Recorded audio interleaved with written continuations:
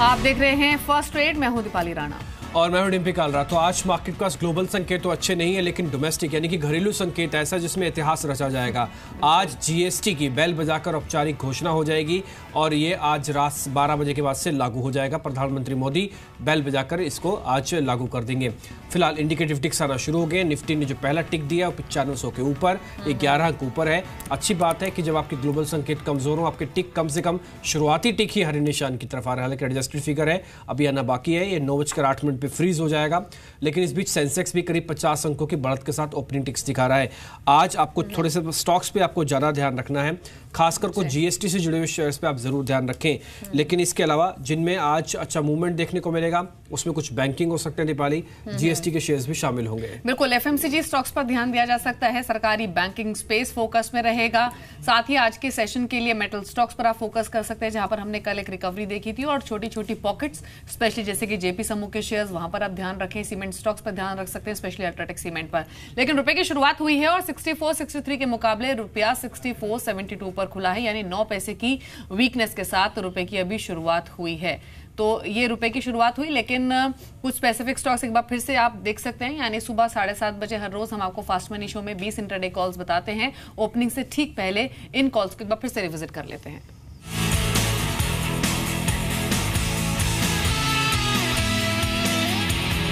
में शुरुआत मैंने की है गति के स्टॉक्स, तो 135 का टारगेट रहेगा, 129 का एक स्टॉप लॉस। लॉजिस्टिक शेयर्स पे नजर रहेगी।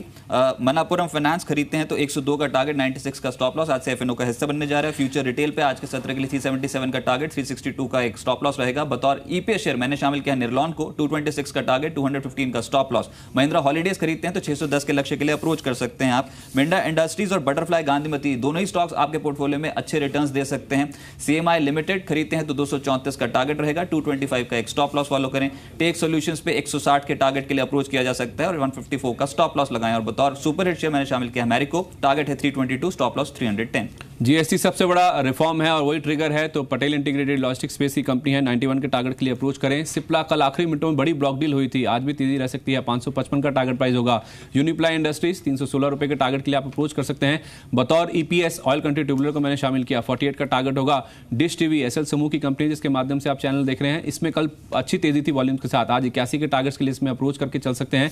इसके अलावा गेल, इसमें आप खरीदारी करके चलें। ऑयल एंड गैस स्पेस में इसमें काफी ज्यादा एक्शन रह सकता है, 370 का टारगेट होगा। चेन्नई पेट्रो 371 का टारगेट होगा। आज एफएनओ में शामिल हो रहा। अबान ऑफशोर शेयरों में काफी अच्छा एक्शन रहेगा, 193 का टारगेट लेके खरीदारी करें।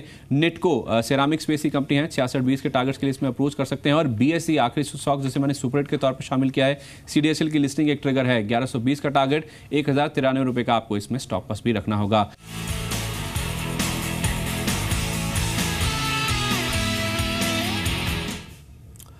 तो ये कुछ एक शेयर्स थे जो कि आप आज ट्रेड के लिए इस्तेमाल कर सकते हैं। निफ्टी फिलहाल इस समय करीब 18 अंकों पर है, ये बेहतर चीज़ है। इस बीच मेरे साथ 4 मेहमान बने हुए हैं। सिमी भौमिक मेरे साथ हैं, किरण जाधव हैं, साथ ही हेमंत ठुकराल भी मेरे साथ बने हुए हैं, जिनसे हम डेरिवेटिव का एंगल समझ रहे हैं। आज पहले इस दिन है जुलाई सीरीज़ का, और अविनाश भी इस बीच मेरे साथ जुड़ चुके हैं। अविनाश, आपका मार्केट्स पे व्यू क्या है? या जीएसटी का शुभारंभ हो रहा है, ऐतिहासिक दिन है, टैक्स रिफॉर्म्स के तौर पर तो कम से कम बहुत बड़ा दिन है ये बाजार इसको कैसे देख रहा है? आने वाला 1-1.5 महीना कैसे रहने वाला है सर बाजार?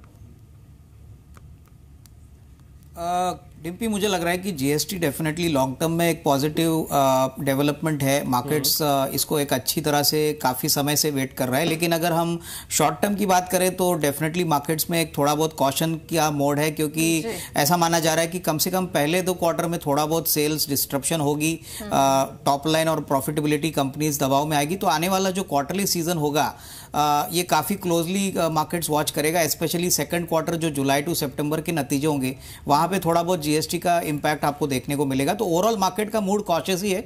मेरे ख्याल से 9400 का जो लेवल है वो अभी काफ़ी इंपॉर्टेंट है।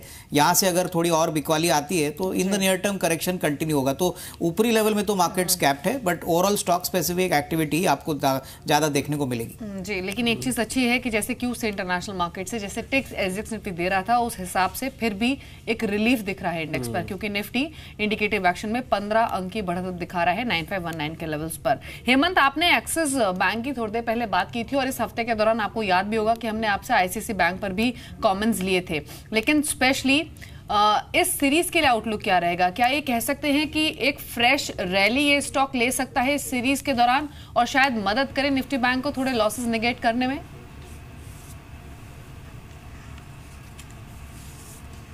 जिस तरह से रोल ओवर्स हुए उस तरह से तो डेफिनेटली दोनों ही बैंक्स, एक्सिस और आईसीआईसीआई बैंक, लग रहे हैं कि आउट परफॉर्म करेंगे बैंक निफ्टी को। और बहुत टाइम के बाद एक्सिस बैंक में इतना मैंने रोल ओवर्स और इतनी बाइंग देखी है नेक्स्ट सीरीज में जाने से पहले। तो एक्सिस बैंक तो डेफिनेटली मुझे लग रहा है कि it should start on a positive note, और मेरे ख्याल से it will be an outperforming to all the bank Nifty stocks. जहां तक बैंक निफ्टी की बात, इंग्रेडिएंट्स की बात रह गई, थोड़ा सा डिसअपॉइंटिंग क्या है कि जो स्ट्रॉन्गर बैंक्स थे, कोटक बैंक, एचडीएफसी बैंक, उनका थोड़ा सा रोल ओवर्स में कॉस्ट घटा है अब की बार, तो वो ज्यादा आउट परफॉर्म नहीं कर पाए, ये हो सकता है। लेकिन आईसीआईसीआई बैंक और axis bank will be definitely out performing the rest of banking bank. ठीक है, वैसे आज जीएसटी है और इसके अलावा आप देखिए रिलायंस इंडस्ट्रीज, हालांकि इसमें खबर थोड़ी छोटी भी थी इस लिहाज से क्योंकि शेयर बहुत बड़ा है, उसमें यह है कि एक सबमरीन केबल को इन्होंने लॉन्च किया है, वो डाल रहे हैं जिससे इनको बेनिफिट होगा कनेक्टिविटी के लिए। ये शेयर करीब 0.5% और 1400 के ऊपर आके खुल रहा है। ये आज बाजार को संभाल सकता है। एक बार जरा आईटीसी भी दिखा दीजिए, ये भी मार्केट का एफएमसीजी का बड़ा प्लेयर है, अभी ये ऑलमोस्ट फ्लैट ही खुल रहा है। आज इन 2-3 शेयर्स पर आपको जरूर ध्यान रखना है अगर आप नॉन बैंकिंग स्टॉक्स ढूंढ रहे हैं, पर्टिकुलरली रिलायंस और आईटीसी, ये दिग्गज कैसे प्ले करते हैं। इसके अलावा कुछ एक शेयर मैं आपको और नोटिस करवाना चाहता हूँ, फेडरल बैंक जहाँ पे रकम जुटाने की बात है, देना बैंक जहाँ पे रकम जुटाने की बात है, ये भी 1800 करोड़ रुपया है, और इसके अलावा डॉक्टर रेड्डीज जहाँ पे हो सकता है आपको अर्ली टिक्स में मिल जाए लाल निशान, लेकिन ये ज़्यादा गिरावट नहीं है। देखिए आप सिर्फ 2 रुपये की गिरावट है, इसका ऑब्जर्वेशन के साथ 483 है, टूटेगा नहीं, 2600 तक का एक अहम सपोर्ट है, थोड़ा सा ध्यान से आप इसमें ट्रेड कीजिएगा। नेगेटिव खबर ज़्यादा नेगेटिव नहीं है। एक बार एसआरएफ भी जल्दी दिखा दीजिए कि ओपनिंग टिक में क्या वो ज़्यादा बढ़त के साथ तो नहीं खुल रहा, नहीं, वो भी ऑलमोस्ट फ्लैट टू नेगेटिव ही है। ये कुछ एक न्यूज़ वाले शेयर थे, लेकिन ये भी आज फ्लैट टू पॉजिटिव ही खुल रहे हैं, तो इसमें कुछ ज़्यादा बड़ा मूव है नहीं। इनफैक्ट डिम्पी, आपने शुरुआत में रिलायंस इंडस्ट्रीज की बात की, एक और यहाँ पर खबर है, हालांकि सोर्स बेस्ड इन्फॉर्मेशन है कि एक तरफ जहाँ पेट्रोलियम मिनिस्ट्री एक्सप्लोर कर रही है कि जो फ्यूल है उसको उसकी होम डिलीवरी कैसे की जाए, उसके लिए एक्सप्लोर कर रही है अपॉर्चुनिटीज। और ऐसी खबरें कि रिलायंस इंडस्ट्रीज ऑलरेडी सेगमेंट में एंटर करने की तैयारी कर रही है और पीएसपीओ के पास उन्होंने ऑलरेडी लाइसेंस के लिए एप्लीकेशन भी दाखिल की है। तो ये भी एक इम्पॉर्टेंट और एक इंटरेस्टिंग खबर है रिलायंस इंडस्ट्रीज पर। बढ़िया है, तो आपके घर बैठे आपको पेट्रोल भी मिल जाएगा, डीजल की होम डिलीवरी भी हो जाएगी, और शायद यही बचा था वो होम डिलीवरी के लिए, वो भी शुरू कर देगा रिलायंस शायद। चलिए सिमी एक दो जरा शेयर आप देख लीजिए। एक तो रिलायंस इंडस्ट्रीज का आज का चार्ट, और दूसरा ये आईटीसी आप सुबह बता रहे थे, मेरे को जरा ना इसका स्टॉप लॉस और टारगेट भी दे दीजिए, कैसे करना होगा हमको आईटीसी पे ट्रेड। आप बुलिश है, ये तो मेरे को पता लग गया था। एक तो पहले रिलायंस के बारे में बताऊं, रिलायंस लास्ट 2 ट्रेडिंग सेशन में बहुत ज़्यादा करेक्शन दिखा दिया है। इनफैक्ट लास्ट 2 ट्रेडिंग सेशन में निफ्टी में शायद यही सबसे बड़ा वेटेज दिया था निफ्टी को नीचे लाने में। तो आज निफ्टी रिलायंस अगर चार्ट देखेंगे तो एक अच्छा सपोर्ट पे बैठा है, 1390 के आसपास इसका एक अच्छा सपोर्ट भी है। मेरे चार्ट में ये शो कर रहा है कि 13 डे में इसका 1395 है, और लास्ट 2 ट्रेडिंग सेशन में ये स्टॉक एक दिन 1390 का लो बना था, कल परसों 1395 का ही लो बना था, और आज न्यूज़ थोड़ा सा अच्छा है। तो मुझे लगता है कि एक रिवर्सल इसमें देखने को मिलता है। ओवरऑल 1450 के आसपास का हाई बनाया था और 1390 के आसपास का करेक्शन आया है। एक रिवर्सल में ये स्टॉक अगर 1410 का लेवल जो कल का हाई था, वो हाई अगर क्रॉस करके सस्टेन करेगा तो इसमें एक डिसेंट रन अप देखने को मिल सकता है। हो सकता है ये लीड करेगा, पर अगर किसी भी हाल से ये 13 डेमा का लेवल वो टूट गया, क्योंकि सिर्फ 2 ट्रेडिंग सेशन का ही करेक्शन है ना, तो इसलिए 13 डेमा टूट भी सकता है। 1390 का लेवल अगर टूट गया तो हो सकता है कि करेक्शन थोड़ा सा आगे लेके जाएगा और 1375 से 65 का रेंज भी आ सकता है 1-2 ट्रेडिंग सेशन में। तो 1395 से 1390 का ट्रेंड डिसाइडर है ये रेंज के आसपास ही ट्रेड करना है। वो देख के अगर नीचे रहता है तो सेल, ऊपर रहता है तो 1410 के ऊपर ही बाई है, उससे पहले बाई नहीं बनता है। आईटीसी मुझे अच्छा लगता है, चार्ट भी अच्छा है, जीएसटी में मुझे लगता है कि अच्छा बेनिफिशियरी भी रहेगा। तो मुझे लगता है कि बहुत इनिशियली अगर टारगेट्स के बारे में बताएंगे तो 320 का एक पड़ाव है जो इसको क्रॉस करना पड़ेगा, ऑल टाइम हाई है। 320 क्रॉस करने के बाद धीरे धीरे ये स्टॉक 350 के ओर भागने का कोशिश करेगा। टाइम देना पड़ेगा, बहुत जल्दी ये इतना बड़ा टारगेट आईटीसी में तो पॉसिबल नहीं है। और सपोर्ट अगर बहुत ही छोटी अवधि के लिए कोई इंट्राडे का ट्रेड ले रहा है तो मुश्किल है सपोर्ट बता पाना, क्योंकि मुझे लगता है कि 305-7 के आसपास मेजर सपोर्ट है, वो इंट्राडे के लिए सोचा जा सकता है। और अगर कोई पोजिशनल ट्रेड ले रहा है या पे थोड़ा सा एटलीस्ट 3 से 6 महीने की या 1 साल भर का, तो मुझे लगता है कि 295 या 290 के आसपास का सपोर्ट ये बेहतरीन होगा, ये अच्छा सपोर्ट होगा। 290 का सपोर्ट के साथ खरीदना चाहिए, कोई भी डीप में एक्यूमुलेट करना चाहिए, अच्छा रिटर्न जनरेट करेगा ये स्टॉक। आईटीसी पर रिपोर्ट्स भी पॉजिटिव हैं, हम सुबह सीटीएससी की एक रिपोर्ट की बात कर भी रहे थे, लेकिन अब देखिए थोड़ी रियलिस्टिक पिक्चर दिख रही है इंडेक्स पर। 25 पॉइंट्स नीचे निफ्टी 9478 के लेवल्स पर है। एक बार स्पेशली जेपी समूह को देख लेते हैं, वहां क्या रुझान है इंडिकेटिव एक्शन में, और एक इंडिगो को देख लेते हैं जो कि कल जब खबर आई एयर इंडिया में एक्सप्रेशन ऑफ इंटरेस्ट दिखाने की, उसके बाद ये स्टॉक करीब 2% नीचे बंद हुआ। अब देखिए अल्ट्राटेक डील इन्होंने कल कंक्लूड की है और कांस्टेंट ये पिछले एक हफ्ते से तो लगातार पूरा ग्रुप चल भी रहा है और आज भी वही रुझान है। जेपी एसोसिएट भले ही फ्लैट है, लेकिन जेपी इंफ्रा करीब 6.5% ऊपर है और जेपी पार में भी 1% की बढ़त है। क्विकली इंडिगो भी देख लेते हैं, वहां पर क्या रुझान है। इंडिगो कल करीब 2% की गिरावट के साथ क्लोज होता, अभी 1/4% ऊपर है। ये इंडिगो और जेपी समूह छोटा रखिए। अविनाश, क्या व्यू है आपका?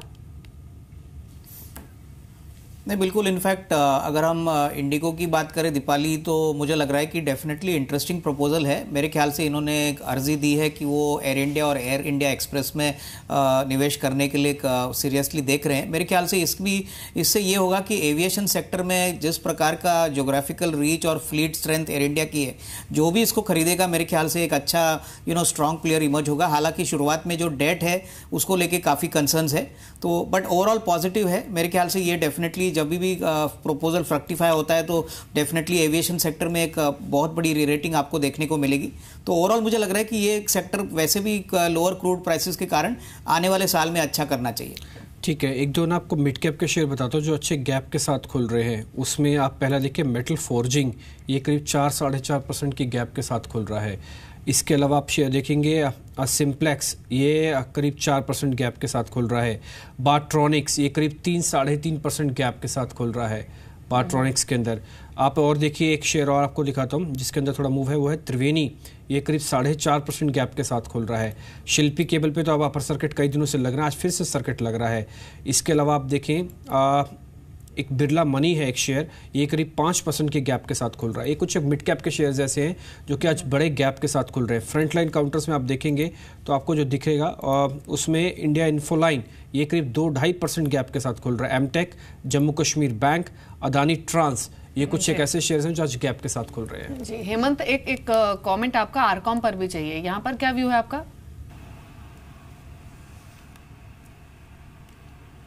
देखिए, मेरे हिसाब से टेलीकॉम सेक्टर में सेंटिमेंट चेंज मुझे डेफिनेटली नजर आ रहा है। रोल ओवर्स पिकअप हो रहे हैं। आरकॉम थोड़ा सा रिस्की हो जाता है, बट जब तक 20 का बेस बना रहा है और होल्ड कर रहा है तो it can test 2450। But I would definitely prefer Bharti. हम लोग पहले भी डिस्कस कर चुके हैं, मुझे लगता है Bharti is due to cross 400, तो 400 से 410 का टारगेट मुझे लगता है और थोड़ा सेफ भी रहेगा, तो आई वुड प्रेफर भारती। लेकिन अगर आप आरकॉम का व्यू पूछ रहे हैं तो अभी पॉजिटिव लग रहा है with the stop loss of 20। जी, और इनफैक्ट थोड़ी देर पहले साक्षी बता भी रही थी टेलीकॉम स्पेस पर जो रिपोर्ट्स आई हैं वो पॉजिटिव ही आई हैं आज के सेशन के लिए। उसमें आइडिया भी एक शामिल है। आइडिया पे तो वैसे भी हम 2-3 दिन से रिकमेंडेशन दे ही रहे हैं और अच्छा फायदा भी हुआ होगा।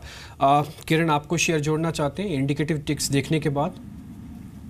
नहीं, अभी मार्केट खुलने की राह देखूंगा। मेरा मानना है जो इम्पोर्टेंट सपोर्ट लेवल्स है 9470 के, वो ब्रीच होते हैं कि नहीं। अगर होते तो एग्रेसिवली शॉर्ट करने की सलाह होगी निफ्टी पे। मार्केट्स खुलने वाले हैं, लेकिन इंडिकेटिव एक्शन में निफ्टी अब करीब 25 पॉइंट्स नीचे है 9478 के लेवल्स पर। सेंसेक्स 32 पॉइंट्स नीचे। मिड कैप 100 इंडेक्स भी आपकी स्क्रीन पर है जहां पर 45 पॉइंट्स का डिप दिख रहा है। लेकिन वो शेयर्स जो कि वीक ओपन हो सकते हैं इंडेक्स के, उसमें आप देखिए टाटा मोटर्स डीवीआर करीब 1.25% नीचे, Wipro, Eicher motors, Bharti Infratel, Indian oil corporation, इनकी भी 0.25% वीक ओपनिंग हो सकती है। जो स्टॉक्स बढ़कर खुल सकते हैं उसमें एक बैंक ऑफ बड़ौदा है। आज बैंक ऑफ बड़ौदा पर कुछ हाउसेस की रिपोर्ट भी आई है जहां पर 200 तक के टारगेट्स आए हैं।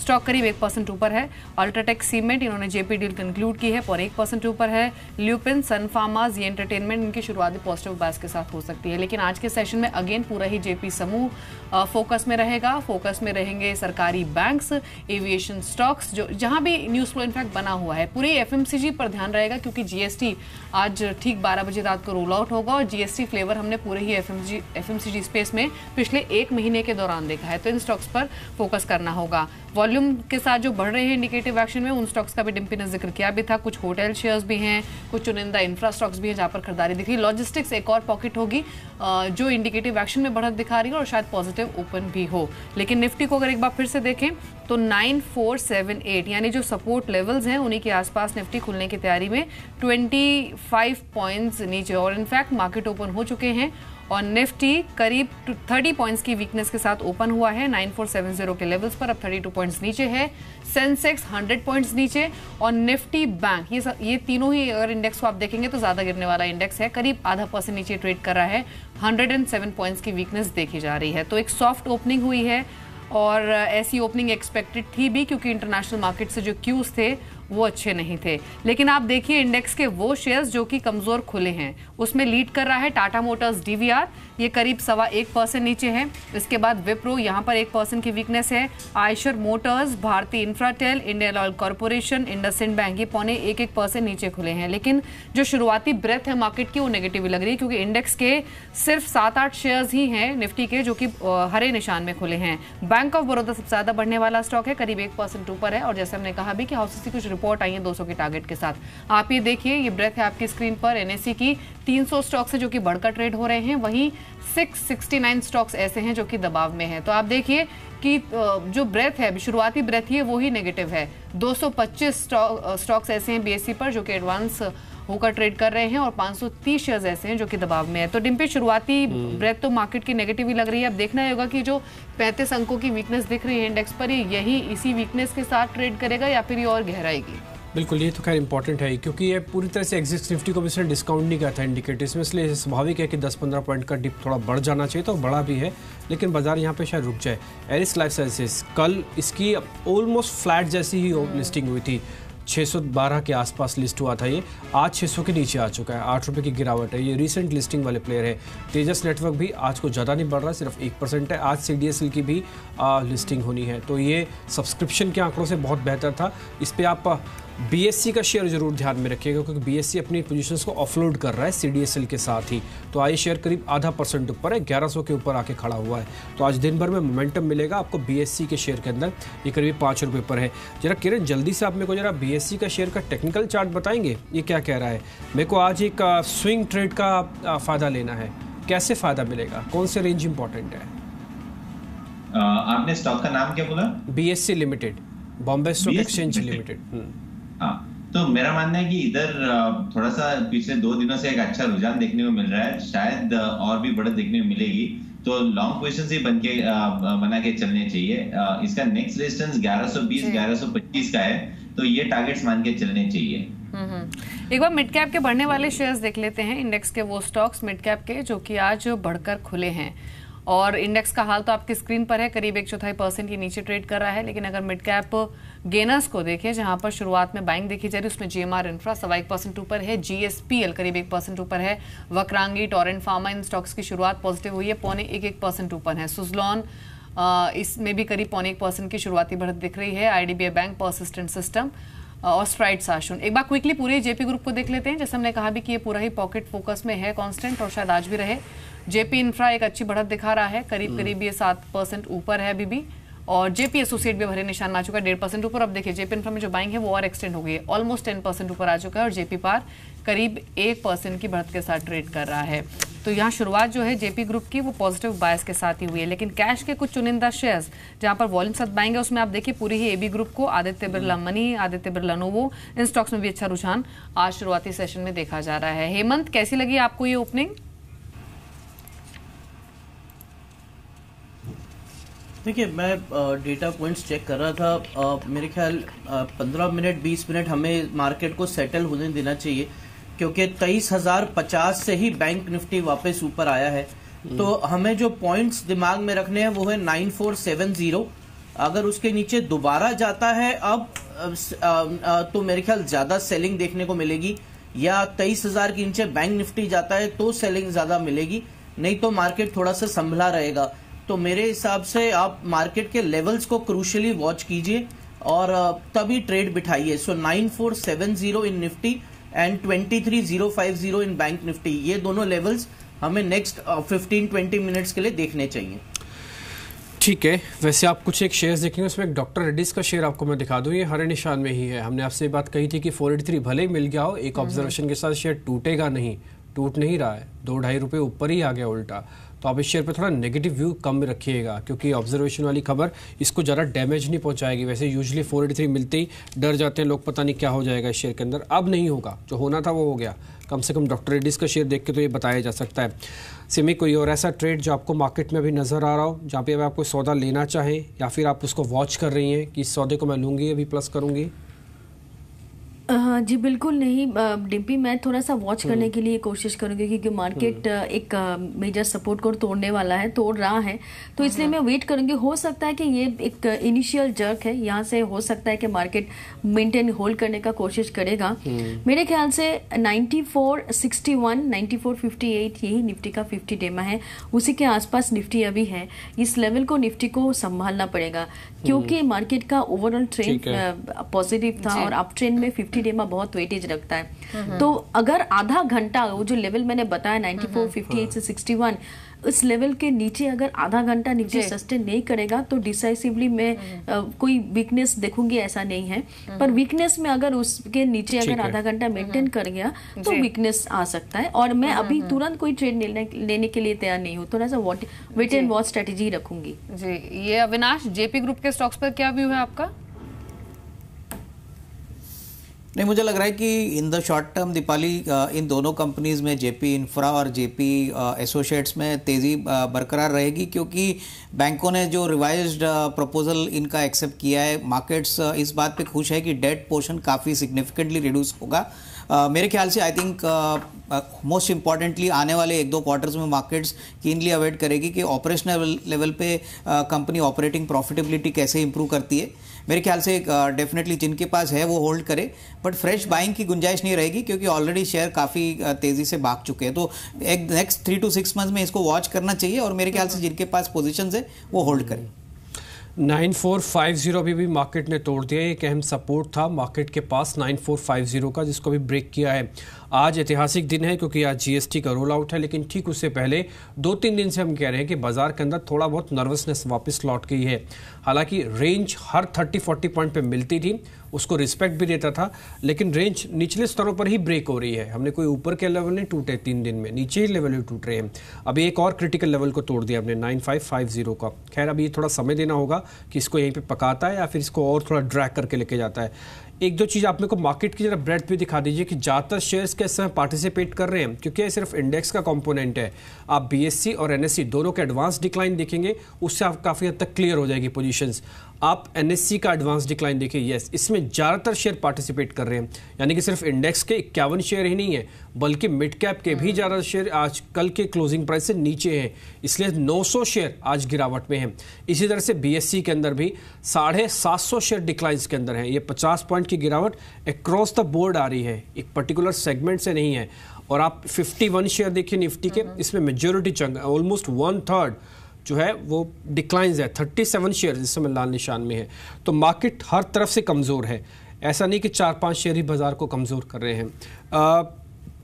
हेमंत, 1-2 चीज़ मैं आपसे और समझना चाहता हूँ। इस समय कोई ऐसा ट्रेड जो बैंक निफ्टी या निफ्टी पर बैंकिंग स्टॉक्स में ले सकते हैं क्या? कुछ ऐसा कुछ नज़र आ रहा है आपको? देखिए, बैंक निफ्टी तो मैंने जैसे अभी आपको हाईलाइट किया, अगर 23,000 के नीचे ट्रेड करता है तो it becomes again a sell, और फिर आपको शायद 22,750 के भी टारगेट देखने को मिल जाए। लेकिन इंडिविजुअली एक्सिस बैंक नीचे खुला है, आईसीआईसीआई बैंक भी नीचे खुला है, तो ये दोनों बैंक्स को मैं लेना चाहूंगा ऑन डिप्स, और मुझे ऐसे लगते हैं कि ये दोनों सबसे पहले वापस ग्रीन में आएंगे। हरे निशान में वापस आएंगे, तो ये दोनों बैंक्स को मैं प्रेफर करूंगा। ठीक है। दीपाली, एक चीज अभी आप निफ्टी को देखिए, अब इसने 9450 को ब्रेक किया था ना, अभी 10 पॉइंट जोड़ दिए वापस इसने। ये एक ही मिनट के अंदर इसने 10 पॉइंट जोड़े। हालांकि आप इतना गंभीरता से मत देखिए, भले 10-10 पॉइंट, आपको तो मोटे मोटे लेवल्स ही देखने हैं, लेकिन फिर भी देखिए मार्केट का रिदम बहुत फास्ट है इस समय। हर लेवल टूटने पर ये सपोर्ट ले लेता है और हर लेवल के रेजिस्टेंस आने पर जोर से टूट भी रहा है। अब 60 के ऊपर आ गया, अभी 50 तोड़ा, अभी 60 के ऊपर है। जी, एक बार ग्रासिम और एबी नोवो को देख लेते हैं। ये दोनों स्टॉक्स पिछले कई सेशन से कांस्टेंट चल रहे हैं और अब नए हाईस पर ट्रेड कर रहे हैं। ग्रासिम ने तो 2-3 दिन पहले एक स्ट्रॉन्ग ब्रेकआउट भी दिया था। किरण, आपके कमेंट्स क्या हैं ग्रासिम और एबी नोवो दोनों पर? दोनों स्टॉक्स हमने रेकमेंड किए थे। ग्रासिम की बात करें तो हमने रेकमेंड 1140-1150 में की थी। अभी हम ट्रेलिंग स्टॉप लॉस का इस्तेमाल करने की सलाह दे रहे हैं हमारे क्लाइंट्स को। अभी ट्रेलिंग स्टॉप लॉस करीबन 1215 के लेवल्स पे रहेगा और मेरे टारगेट्स ग्रासिम के लिए 1280-1290 के रहेंगे। जहाँ पे आदि बिरला नुओ की बात करें तो इधर मुझे लगता है कि इधर भी बढ़त देखने को मिलेगी। मेरे टारगेट्स जो पिछले हफ्ते दिए थे जो वो करीबन 1880 के थे, वो आ जाने चाहिए। करीबन 10 रुपए बाकी रह गए टारगेट्स के लिए, पर फिर भी मैं ट्रेलिंग स्टॉप लॉस का ही इस्तेमाल करने की सलाह दूंगा। अभी के लिए ट्रेलिंग स्टॉप लॉस करीबन 1810 का रहेगा और अगर 1880-1890 आता है तो पार्शियली प्रॉफिट बुकिंग करने के लिए सलाह दूंगा। ठीक है, मैं दो चीज़ आपको और नोटिस कराना चाहता हूँ। एक तो आज F&O के अंदर ना करीब 5 शेयर ऐड हुए हैं, आज से उनका कामकाज शुरू हुआ है। उसमें Chennai petro, ICICI pru, Manappuram, Repco और श्री है। क्योंकि हेमंत, ऑलरेडी आपने हालांकि थोड़ी स्टडी तो कर ली होगी, डाटा जनरेट नहीं हुआ, लेकिन वैसे आपने किसी पे मन बना रखा है, किसी शेयर्स को लेना है?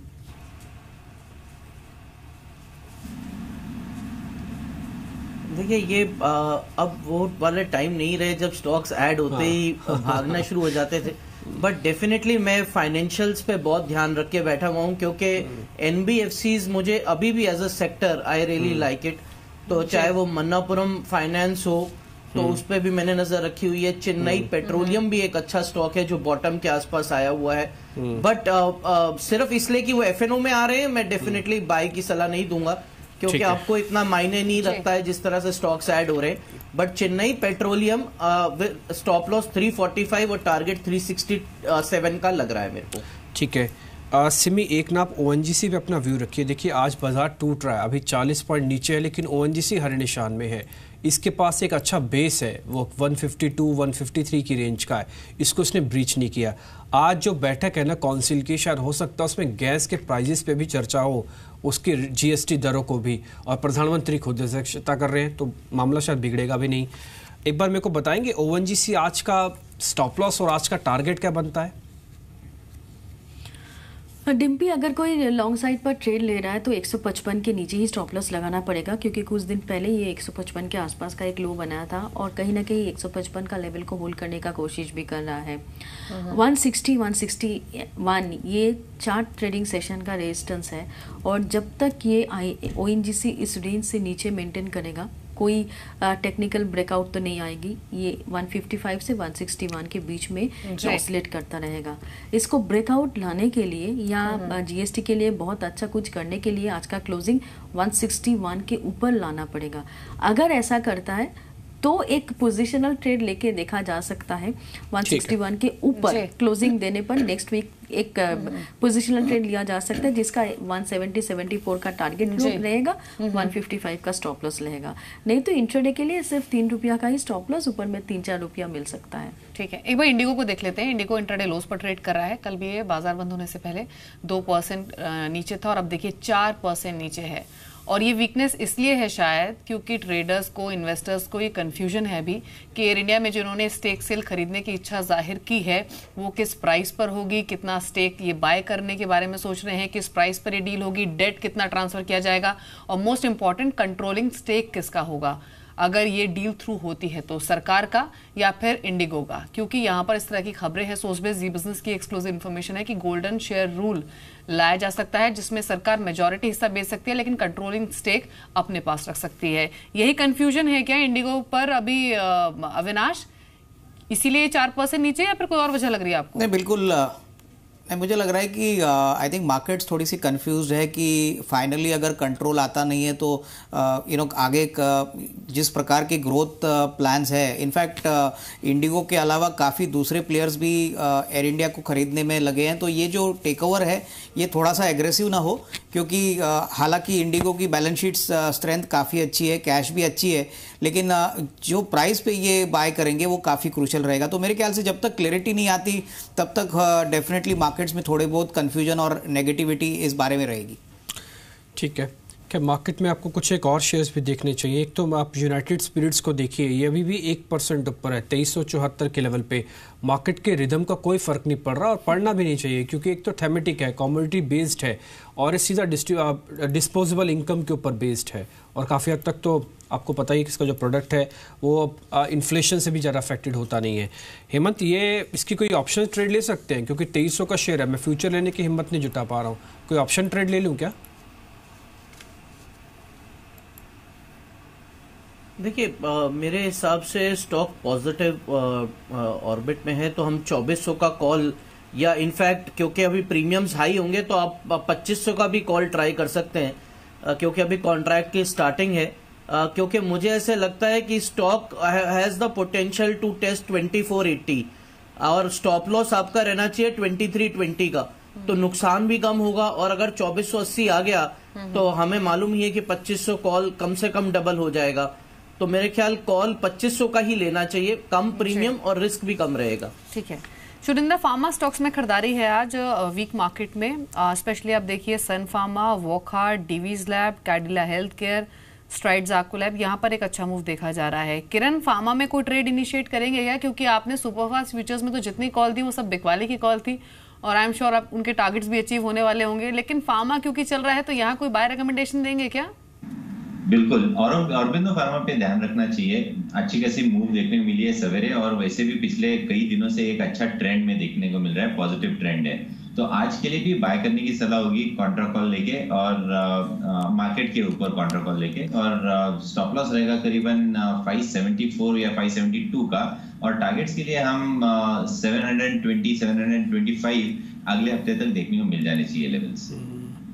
अब वापस देखिए, मार्केट फिर से 9450 को ब्रेक करने की तैयारी कर रहा है। ये जो 10-15 पॉइंट का गेन आया फिर से टूट गया, ये मार्केट आपको थोड़ा इरिटेट करेगा, खिजाएगा, इसलिए हर 10-15 पॉइंट के लिए इंडेक्स को मत देखिए, अपने स्टॉक्स पे बिल्कुल फोकस रहिएगा कि मेरे को ये शेयर लेना है, ये मेरा स्टॉप लॉस है, ये मेरा टारगेट है। बाजार जब बहुत इंपॉर्टेंट रेंज को ब्रेक करें तभी आइएगा नीचे। आप एक बार स्मॉल कैप और मिड कैप इंडेक्स भी देख पा रहे हैं अपनी स्क्रीन पर, यहाँ पर भी जो गिरावट है वो आधे % से ज़्यादा की है, और जो एडवांस डिक्लाइन अभी आपने देखा था ना, उससे यही हम इंडिकेट करना चाहते थे कि आज पार्टिसिपेशन फ्रंट लाइन के साथ साथ स्मॉल कैप और मिड कैप का भी है। ये एडवांस डिक्लाइन देखिए अब 1000 के लेवल को पार कर चुका है, थोड़ी देर पहले सिर्फ 800 शेयर थे, अभी 1000 के लेवल को पार गया, यानी कि बाजार ने भले वहीं खड़ा रहा है लेकिन रिदम धीरे धीरे अपनी खो रहा है। अब 950 शेयर हो चुके हैं बीएससी के अंदर, ये पहले 900 के आसपास थे, तो मार्केट का एडवांस डिक्लाइन जो है वो थोड़ा और खराब हुआ है, और 37 शेयर्स अभी भी आपको इंडेक्स के लाल निशान में दिख रहे हैं। आज वो जो लॉजिस्टिक वाला प्ले है ना वो थोड़ा दिख रहा है, आप देखिए गति के अंदर थोड़ी तेज़ी है, थोड़ा ब्लू डार्ट आज वापस ऊपर आए, हालांकि कल भी चल रहा था 2-2.5%, यहाँ पे भी मूव है। किरण, जरा दोनों के आप चार्ट देखिए, गति और ब्लू डार्ट, ये स्विंग ट्रेड के हिसाब से कितना प्ले देंगे मेरे को ये तो मालूम है फंडामेंटली बेनिफिशियरी है, मेरे को स्विंग का फ़ायदा लेना है, 4-5 रुपये मिल जाए और ब्लू डार्ट के अंदर करीब 50-60 रुपये मिल जाए, क्या रेंज रखें सर? दोनों को अगर कंपेयर करते तो रिलेटिवली ब्लू डार्ट का चार्ट काफी अच्छा है, और मेरा मानना है कि अगर इधर लॉन्ग किया जा सकता है तो बहुत स्ट्रिक्ट स्टॉप लॉस के साथ करना चाहिए। 4440 का स्टॉप लॉस रहेगा, और टारगेट्स के लिए हम लेवल्स देख सकते हैं करीबन 4650 या ऐसे इनके नजदीक, और ये भी पोजिशनल कॉल रहेगा, क्योंकि इसने एक इंपॉर्टेंट रेजिस्टेंस करीबन 4470 का है वो क्रॉस किया है, और इसके ऊपर रहने की कोशिश कर रहा है। जहां पे गति की बात है, गति मुझे नहीं उतना अच्छा दिखाई दे रहा है, मुझे नहीं लगता कि इधर से बहुत अच्छी मूव देखने को मिलेगी, बल्कि अगर 130 के नीचे अगर ट्रेड करना चालू करेगा तो मैं इसमें शॉर्ट करने की सलाह दूंगा। स्टॉप लॉस रहेगा 133 का, और टारगेट्स के लिए हम 126 के लेवल्स देखने को मिल सकते हैं। ठीक है हेमंत, एक बीपीसीएल पर आपका कमेंट चाहिए। दो दिनों में एक अच्छी शॉर्ट कवरिंग स्टॉक में हमने देखी, और आज सीरीज के पहले दिन भी ये स्ट्रेंथ दिखा रहा है, ये अप मूव अपना कंटिन्यू कर सकता है क्या, ये पिछले 2-3 दिनों की रिकवरी? देखिए स्टॉक जितने भी OMCs हैं वो काफ़ी बेटर डाउन हैं, काफ़ी नीचे आ रखे हैं और मुझे ऐसे लगता है कि ये रिबाउंड अभी भी थोड़ा और जाएगा because it's a technical rebound. BPCL 650 तक जा सकता है, HPCL भी 525 तक वापस जा सकता है। तो मुझे लगता है कि एक दो दिन और अभी ये मजबूती देखने को मिलेगी, बट इनमें ट्रेंड नहीं चेंज हो रहा है। इट इज जस्ट दैट कि इतना ज्यादा नीचे आ गए थे कि एक टेक्निकल रिबाउंड वापस जा रहा है। तो 650 तक मुझे लगता है BPCL should see before any selling comes. इसके अलावा आप देखिए हेमंत जिस ग्रुप से बिलोंग करते हैं ना, उस ग्रुप की ज़्यादातर और कंपनीज भी चल रही हैं। एक तो ग्रासिम, ये 2% ऊपर है। AB नोवो, यहाँ पर एक अच्छी स्ट्रेंथ देखने को मिल रही है। और खबर ये भी आई है कि विप्रो के जो चेयरपर्सन है मिस्टर प्रेम जी, उन्होंने भी कुछ एक स्टेक बाय किया है इसी ग्रुप के एक दो कंपनीज के अंदर। वो शायद 2 से 2.5% है AB नोवो के अंदर। तो आप यहाँ पे देखेंगे थोड़ा बहुत मोमेंटम देखने को मिल रहा है। सिमी, इनमें से जो शेयर्स अभी आप सामने दिख रहे हैं आदित्य बिरला ग्रुप के, कोई शेयर आपको ठीक लग रहा है जहाँ पे पोजीशंस को रखें अभी या ले सकते हो अभी भी? AB नोवो है, ग्रासिम, आइडिया, फैशन, मनी, कुछ भी है? एक तो ग्रासिम पूरा सीमेंट स्टॉक ही एक्चुअली अच्छा कर रहा है, उसमें ग्रासिम भी पार्टिसिपेट कर रहा है सीमेंट रैली में। तो मुझे ये स्टॉक अच्छा लग रहा है, मुझे लगता है कि यहाँ से थोड़ा बहुत और आगे जा सकता है। मिड कैप में एक आदित्य बिरला फैशन, ये भी मुझे अच्छा लग रहा है और मुझे लगता है कि पोजिशनल ट्रेड के लिए छोटा स्टॉक है पर पोजिशनल होल्ड करके पोर्टफोलियो में रखने का स्टॉक है। मेरे क्लाइंटों के पास होना चाहिए। मैंने दिया था ये स्टॉक रिकमेंड करके और ये मेजर सपोर्ट के नज़दीक भी आ रहा है, तो यहाँ से भी पोर्टफोलियो में उठाने के लिए सोचा जा सकता है। आदित्य बिरला न्यूवो भी अगर मुझे लगता है कि टेक्निकली काफ़ी शानदार लग रहा है, तो इसमें भी मुझे लगता है कि ट्रेड्स लेके देखा जा सकता, मतलब ये तीनों पॉजिटिव टेरिटरी में है। हाँ, आदित्य बिरला फैशन रिटेल मैंने मेरे क्लाइंटों को पोर्टफोलियो में शामिल करने के लिए कहा था। बाकी दोनों भी स्ट्रॉन्ग टेक्निकली काफ़ी स्ट्रेंथ शो कर रहा है। ठीक है, अभी निफ्टी थोड़ा सा रिकवर हुआ है 9450 के लेवल्स ब्रीच करने के बाद और अब 42 पॉइंट्स नीचे 9462 के लेवल्स पर है। लेकिन अविनाश, इस सीरीज के लिए ना एक तो ये GST तो डेफिनेटली सबसे बड़ा ट्रिगर है। इसके अलावा मॉनसून की प्रोग्रेस कैसी होती है आगे, उसके अलावा क्वार्टरली अर्निंग्स। अब इन तीनों ही ट्रिगर्स के बीच में क्या इस सीरीज के लिए स्पेशली आपने कुछ स्टॉक्स आइडेंटिफाई किए हैं जहां पर आपको लगता है कि अगर पैसा पार्क कर दे तो सेफ रहेगा? मुझे लग रहा है कि एग्री थीम्स में फोकस करना चाहिए, स्पेशली अगर हम कंपनी जैसे यूनाइटेड फॉस्फोरस की बात करें तो इनका डोमेस्टिक और ग्लोबल एक्सपोजर काफ़ी अच्छा है। इनफैक्ट हमको लग रहा है कि आने वाला साल भी इनके लिए काफ़ी अच्छा रहेगा। दूसरा स्टॉक PI इंडस्ट्रीज भी काफ़ी अच्छा लग रहा है। इनके पास फार्मा और एग्री का दोनों का कॉम्बिनेशन है। अर्निंग्स ग्रोथ लास्ट ईयर भी अच्छी थी और आगे भी हमको लग रहा है कि जिस प्रकार की ऑर्डर बुक है डेफिनेटली ये कंपनी अच्छी करेगी। तो गिने चुने स्टॉक्स में डेफिनेटली निवेश करने का मौका है। मेरे ख्याल से थोड़ा सा मीडियम टू लॉन्ग टर्म सोचे और मेरे ख्याल से रिटर्न्स अच्छे आएंगे। एक जो शेयर आपके सामने और रखना चाहता हूँ, एक तो केयर रेटिंग, जिसमें कल करीब 9% इक्विटीज ने हाथ बदले थे, आज ये शेयर फिर से चल रहा है, करीब 1.5% ऊपर है।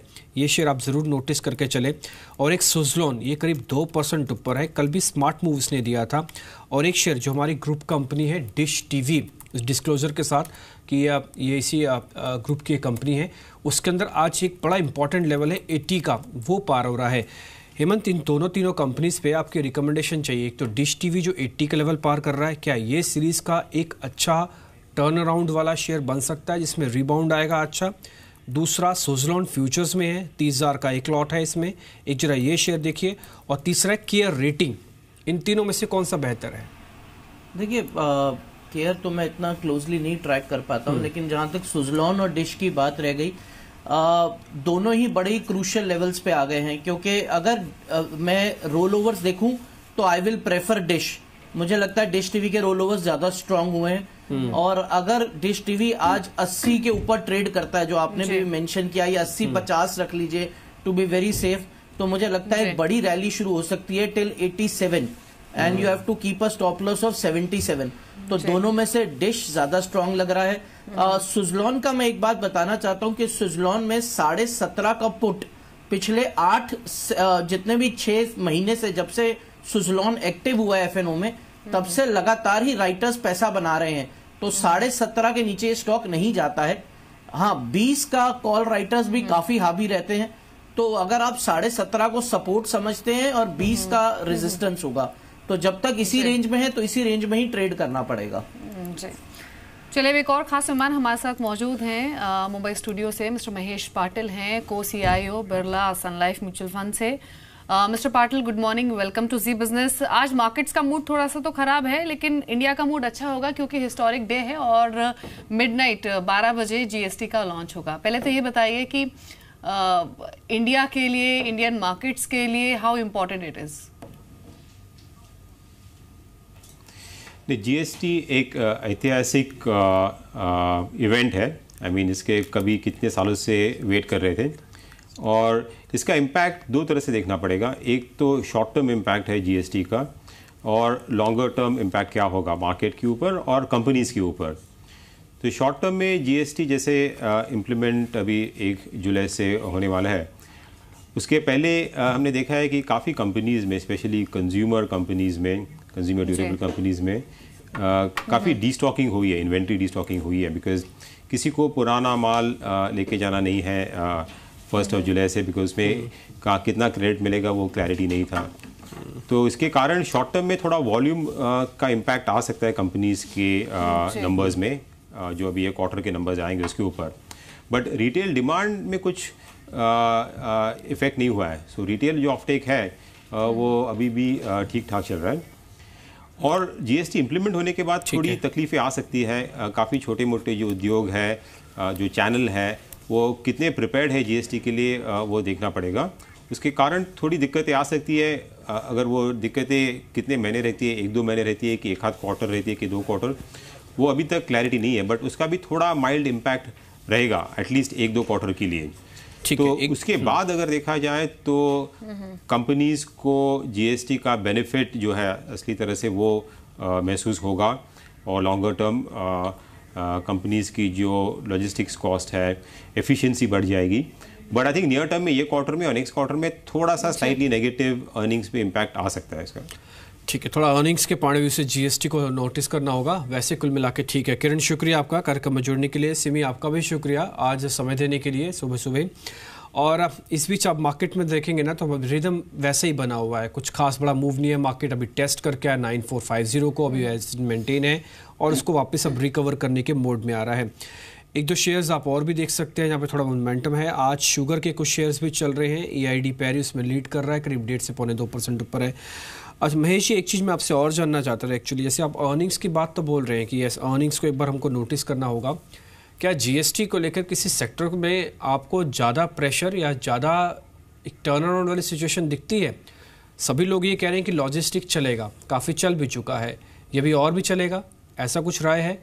और सभी लोग कह रहे थे कि फार्मा के लिए उतना अच्छा नहीं है, फार्मा क्या और टूटेगा?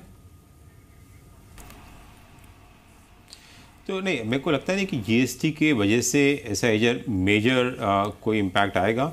शॉर्ट टर्म में जैसे मैंने बताया, कुछ सेक्टर्स में जैसे है कंज्यूमर ड्यूरेबल्स कंपनीज है, ऑटो में, वहाँ पे थोड़ा वीकनेस, वॉल्यूम जो कंपनीज जो बेच रही है प्रोडक्शन बनाने, वहाँ पे थोड़ा कम होगा। जैसे रिटेल ऑफटेक है उसमें ज़्यादा इम्पैक्ट नहीं है, तो वो नॉर्मलाइज हो जाएगा 1-2 क्वार्टर के अंदर।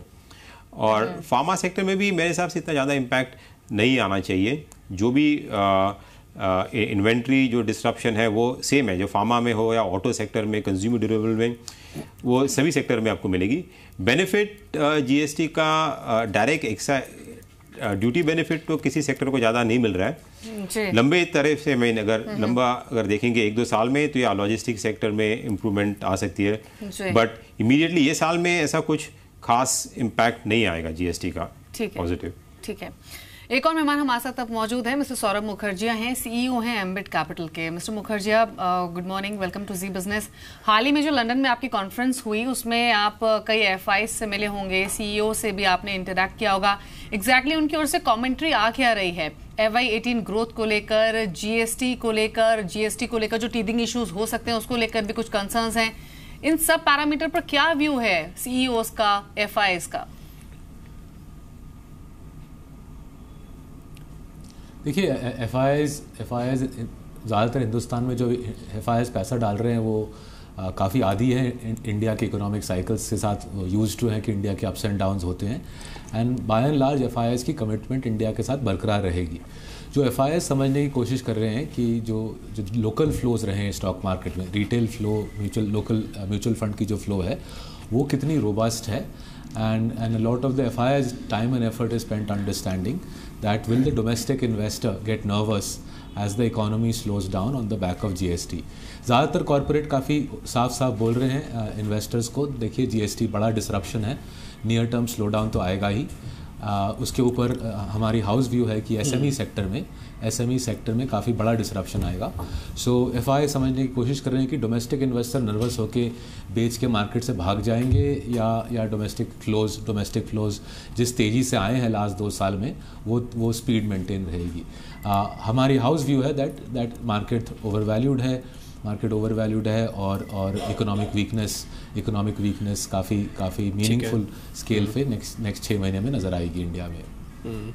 लेकिन सौरभ, आप हमेशा से ना कुछ कंसर्न्स मार्केट पे जताते रहे हैं। अब एक्चुअली अब तो ट्रिगर भी है, वह GST। अगर ये जैसे अभी आप कैलकुलेट करके भी बता रहे हैं, अगर ये मार्केट में प्रेशर आता भी है तो पॉइंट्स के टर्म्स में आप मेरे को कुछ कैलकुलेट करके बताएंगे कितना टूट सकता है? क्योंकि आपने तो रिपोर्ट भी आई होप कि आपने निकाली ही होंगी कुछ ना कुछ। ये 400 पॉइंट तक निफ्टी टूट जाएगा या उससे कहीं ज़्यादा?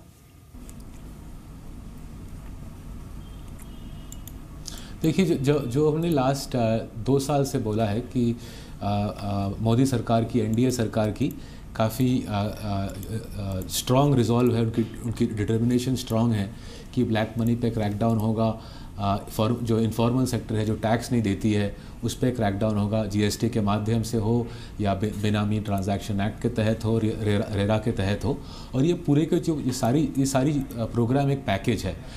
इसको आइसोलेशन में देखना नहीं चाहिए, GST को आइसोलेशन में देखना नहीं चाहिए, रेरा को आइसोलेशन में देखना नहीं चाहिए। अगर आप उस माध्यम से देखें कि ये एक पूरा क्लीन अप है, इंडिया का पूरा सफाई है काले पैसे का, उस स्केल पे हमको लगता है कि इकोनॉमिक ग्रोथ 4-5% लेवल पे काफ़ी दिन तक रहेगी। हम ये 7% का जो ग्रोथ का नंबर छापा जाता है उस पर हमारा विश्वास नहीं है। हमको लगता है ग्रोथ कई मच लोअर है। एंड जो अर्निंग्स ग्रोथ मार्केट जो उम्मीद में चलती है, अर्निंग्स ग्रोथ 18%, वो भी हमको अनवायबल लगता है।